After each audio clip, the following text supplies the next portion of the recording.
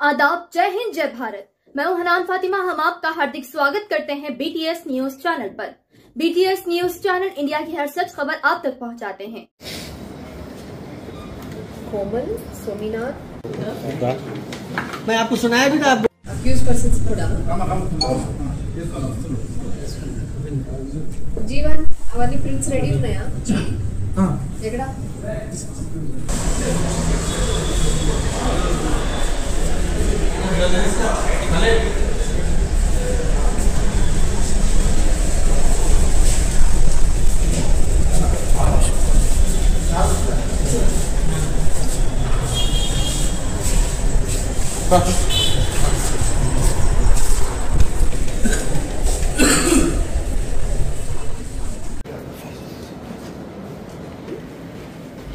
ఇది కూడా లేదు పండుగ ఇవనే ఏమన్నా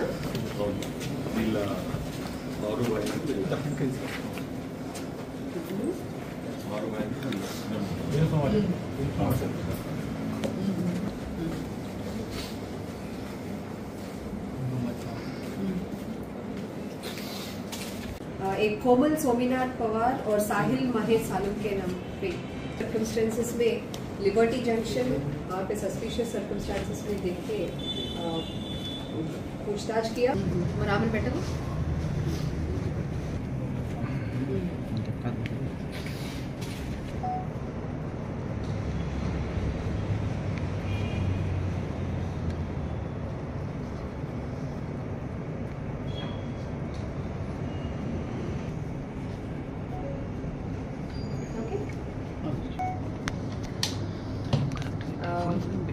సింగిల్ ఫ్రేమ్ ఫిక్స్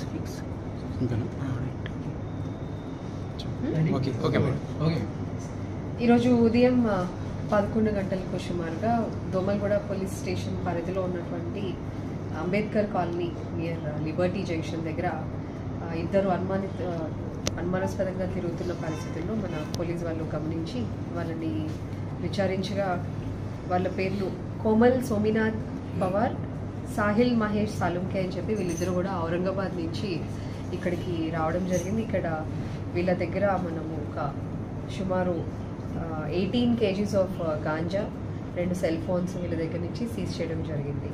వీళ్ళని ఫర్దర్గా విచారించడంతో మనకు తెలిసింది ఏంటంటే వీళ్ళు లేబర్ పని చేసుకుంటూ ఉంటారు ఔరంగాబాద్ పట్టణంలో.